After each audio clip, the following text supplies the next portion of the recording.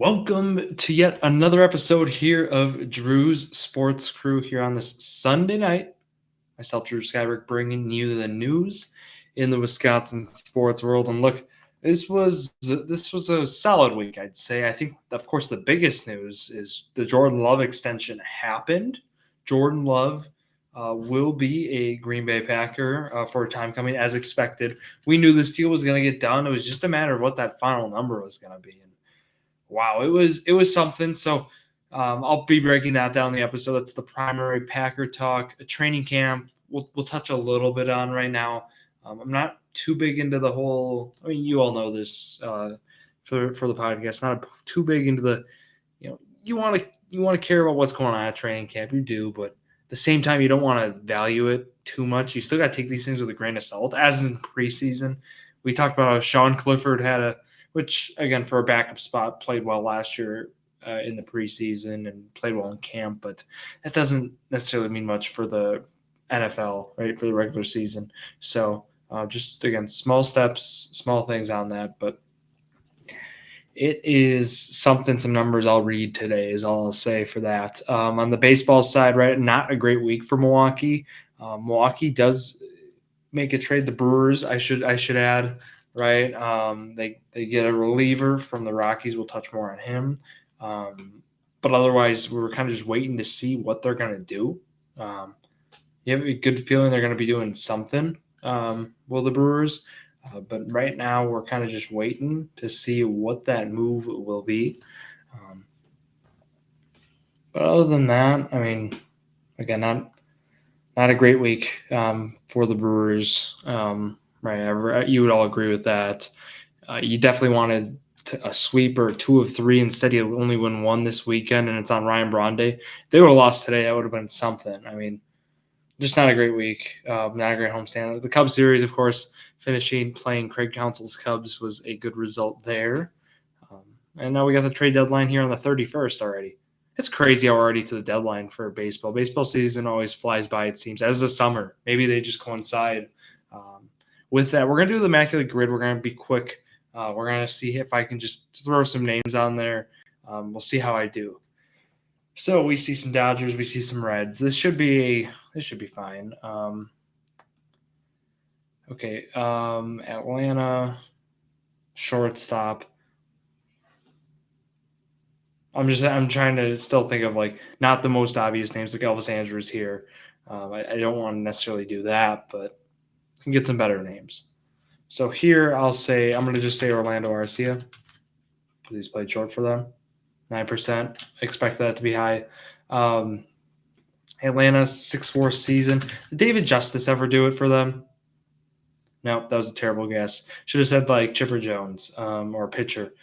Because the pitchers are always a tough one, though, to guess. I want to say Darvish had a 6-4 season for them. No, see, the pitchers for WAR is very tough to say who's gotten to that level. I'm just going to try to get these played shortstop for 1 game, and we'll get those in. I think Howie Kendrick ever played short for them. Of course, second base he did, but we'll just say Miguel Rojas. Reds, okay, Yasiel Puig works here. Texas and I always think of Shin-Soo Choo, and that's probably going to be number 1 on here for Reds, Rangers. If I had more time, I'd try to think of try to name a reliever type. Nope, not getting one.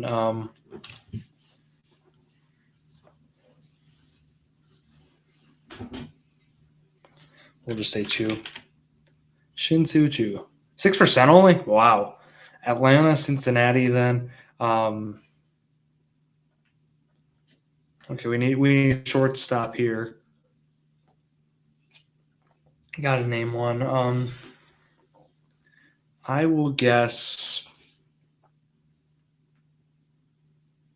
So Anderson, Seager are going to be really high is kind of my thing. So I want to avoid those 2 guys.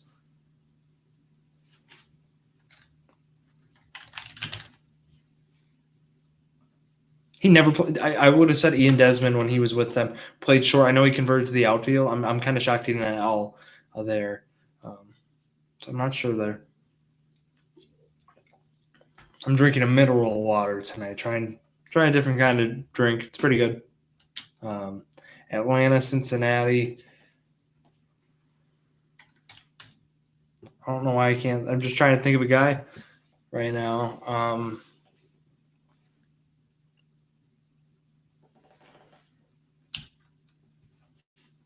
Adam Duvall. That'll do. Okay. All right. We're going to just do the Immaculate Draft now. You know the drill. We're going to move some tabs here. And then let's get into the show. Who doesn't like some MLB games? You got the Immaculate Draft. Here we go.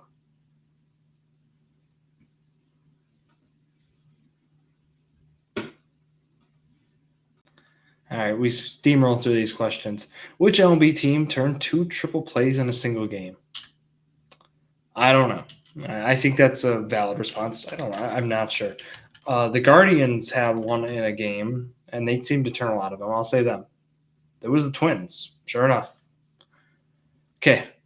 Besides Pete Rose, who is the only other player with 4,000 hits? That answer is Ty Cobb. Ty Cobb is correct. We'll take Marcus Semien in this draft. What player signed the first $100 million contract in MLB history? Okay, I think it was like Reggie Jackson. It was the 80s, I think. I'm gonna say Jackson. I don't know if it is him. Kevin Brown. Would not have gotten that one. Which player has a higher career WAR, Ken Griffey or Ichiro Suzuki? See, that's tough because Ichiro. Ooh. See, I think people would say Griffey, but I think really what hurt Griffey was at the end of his career, he wasn't. I'm going to say Ichiro, just because Ichiro. I was wrong by a lot. I'm shocked because Griffey, although he had the offensive production, he wasn't playing defense. Like in the last 5, he's playing like right field. I guess to his point, he's playing right field and still accumulating WAR. That was tough. I thought it was going to be a trick question kind of thing. Which reliever has never won a Cy Young?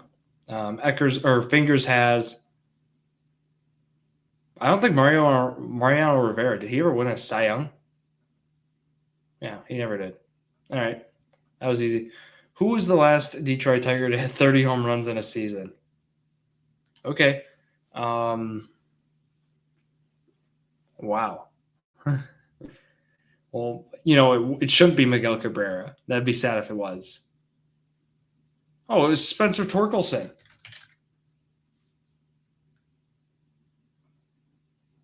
Yeah, look at that. 38% only people only got that. Sure enough. We'll take that. Okay. Which player had their phone slip out of their pocket? Oh, this was a pirate, and sure enough it is. I can't remember his name. What was his name? It's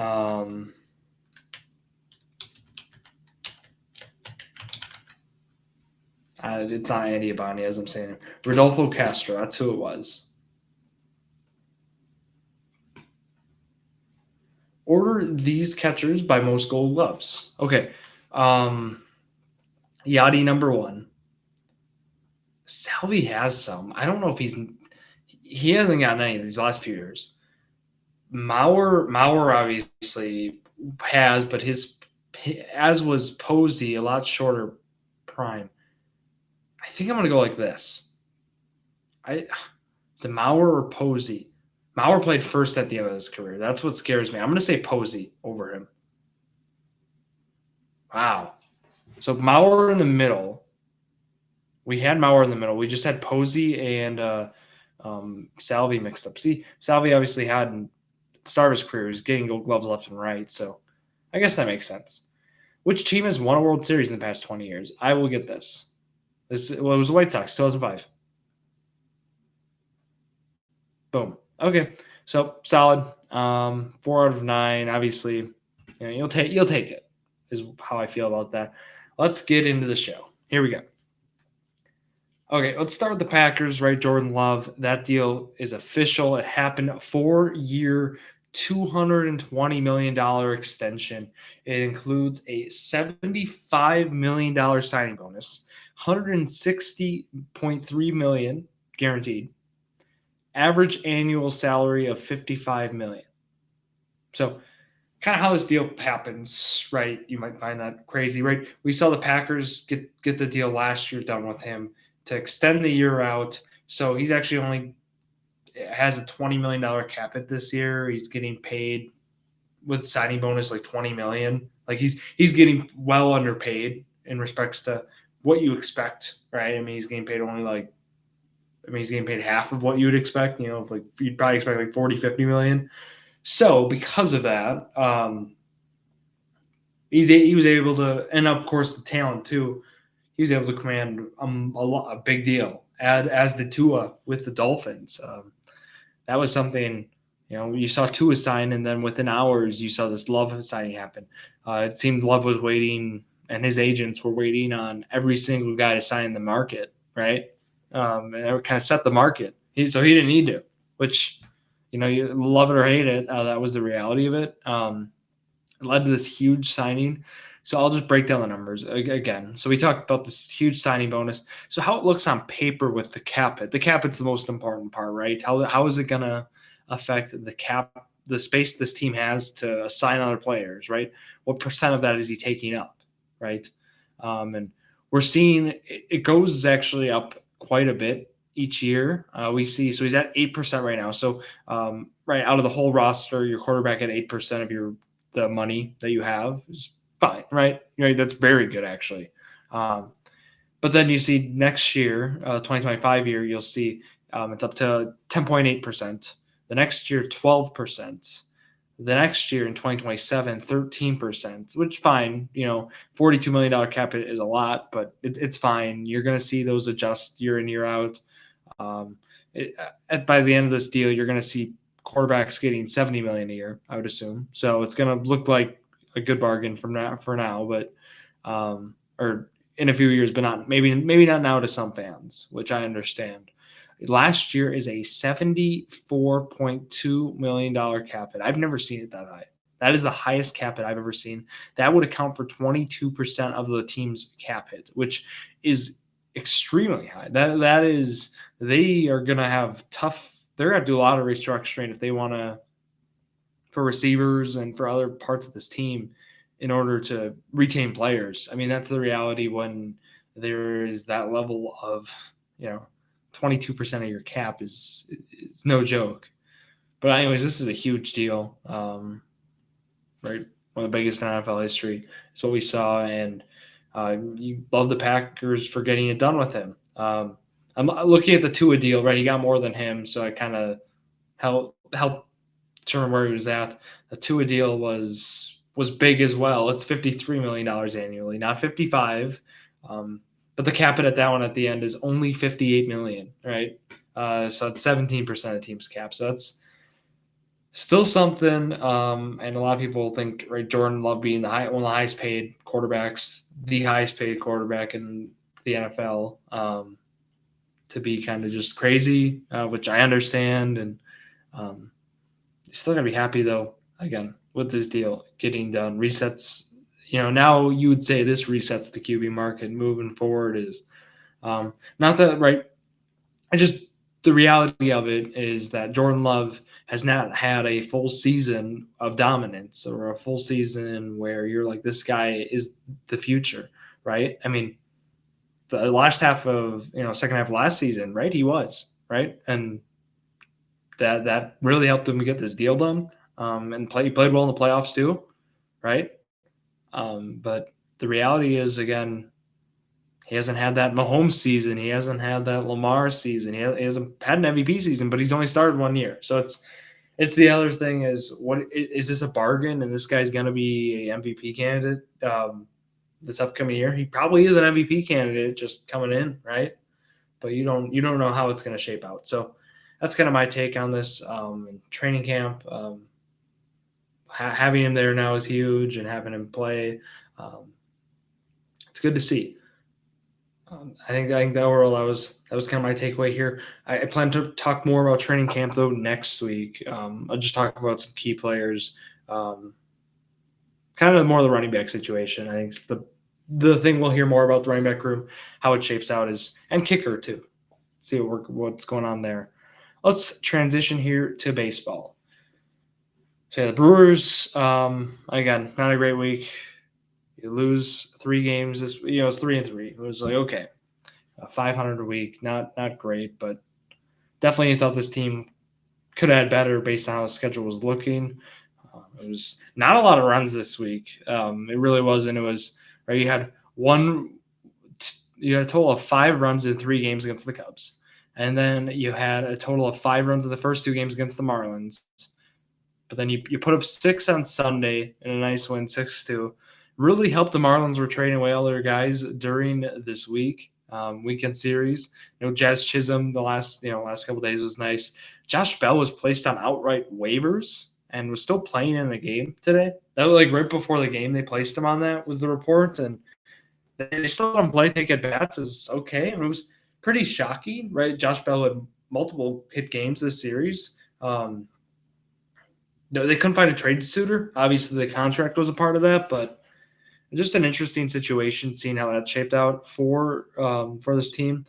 Um, but again, Tobias Myers gets the job done, if you will, on Sunday. Not pretty, but Brewers walk away with a W. I think that's the huge part in this game. Jacob Junis really came in and had a nice showing too. It was important.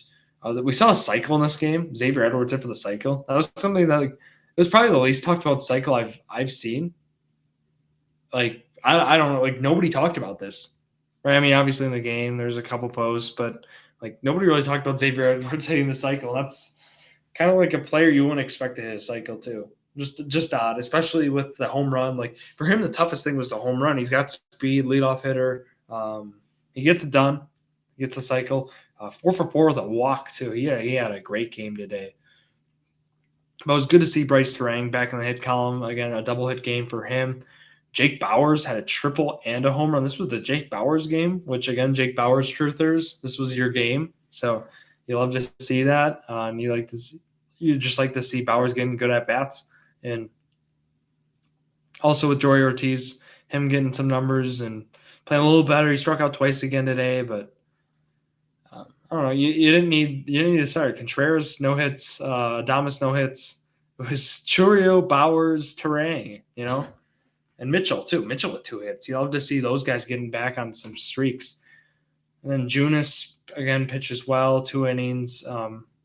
We have Myers 4 innings only, but manages and works out. Junis gets the win again. Devin Williams pitches. He did give up a hit and a walk, but he did get a strikeout, which is good to have him back out there. I think that was the cool part of today. Also, of course, with Ryan Braun, but just today's game specifically, a good game to end on for the week, you'd say. And then just looking ahead to this next week, right? We talked trade deadline. Could there be moves these next couple of days? We'll see. The Brewers again already making a move for a reliever was what we saw. We saw it was Nick Mears, who from the Colorado Rockies can throw hard, has a great baseball savant page where his stats are significantly, or his expected stats, if you will, are significantly above league average, but he pitches in Colorado. But the weird thing is he has reverse splits where he has an ERA well above 8 outside of Coors Field, but then his ERA is under 4 within Coors Field. So a little interesting as players generally be flipped. But what we're seeing with Mears was we were seeing him tip pitches was the talk. He's got velo, but there's some control things going on. But the Brewers, right, this is kind of like a Tyler McGill guy, if you will, where they think they can work with him, and they used in order to acquire him, they used a piece they got for Luis Arias. So from the Red Sox, so they used him, and then another guy, Herrera. They trade 2 guys there for 1, and that is the trade. And this was a 20-year-old out of Venezuela was the guy who they traded. It's Eugenir Herrera. So that was what we saw. But yeah, Nick Mears on the team. They did give up on Jansen Junk. They DFA'd him. That is done. So for those who are Jansen Junk truthers, he was in the Hunter Renfroe trade. It was him, Elvis Peguero, and Adam Simonaris. Junk was actually the highest profile one, which is funny to think about. But they ends up being Peguero was the best guy in that trade for the Brewers. And that is what we saw on that. But that is kind of how the roster shapes out. Only move really made for the Brewers right now. No other trades. Everybody else is getting the trades, and Brewers will get their magic. And I'm hoping for a starter. Hoping for Eric Fetty. I know that might be too much of an ask. Maybe Jack Flaherty. We'll see. Kind of who ends up being available if the Tigers are willing to sell. But I think Fetty would be a good option. I'm fine with Fetty. Of that, comes back, has had a good year so far. He would be a great fit for this team. Eric Fetty's 9th in Major League Baseball in WAR. 9th. Which, I'm not saying he's like one of the best players, but his numbers have lived up to it. He is already he's already pitched a good amount of innings. His ERA is 3.1. Good strikeout numbers. Pitched solid against the Brewers, but I don't know. He'd be solid rental. You get him, and he hasn't pitched well as of late a little bit. He had a couple rough outings, but it's a guy I'm willing to take a shot at. So that's kind of my talk on it. Let's talk about what we're looking at this week for Milwaukee in the schedule. There's 6 games this week, 3 at home, 3 on the road. I will be at the games Monday and Tuesday night, 7:10 and 7:10, both of them. I will be at both. And Wednesday, 1:10, I will not be there. Those are all 3 against the Braves. They got Chris Sale this week. That'll be a treat. That's on Tuesday is what it sounds like it'll be. Then they have a 3-game series against Washington in our nation's capital at 5:45 p.m. Central on Apple TV. You all love to hear that. That is game 1 of that series. 3:05 on Saturday, and then 12:35 on Sunday. So a little weird time there, but expected with the Eastern time zone. It just happens. The Brewers are on Apple TV back-to-back weeks, so be ready for that. They actually have a good chunk of national television coming up. They're on each week. They're nationally televised here, which is not often you see for the Brewers. So it's Apple TV this week. Next week, they're on TBS on Tuesday against the Braves again. Then next Friday, they're on Apple TV again against Cincinnati. And then on August 17th, they're on Fox against the Guardians. That'll be a good one, a good series. 2 top teams in both leagues. That'd be a cool World Series is all I'll say. But that is all I got for you all here in this episode at Drew Sports Crew. Check it out for all different types of content. I've been doing MLB rankings, whether it's like power rankings. I've been doing NFL rankings. Good variety there. I talked about building the best NBA team with $15. Have posts like that. If you want to check them out, let me know how my teams are. I definitely will give you a response back. So I would just recommend that again on Instagram, Facebook, YouTube, and TikTok. Find it all there. Be back Wednesday with an episode of Journey to Million. But with that, thank you all for listening to yet another episode of Drew Sports Crew, the perfect podcast for you.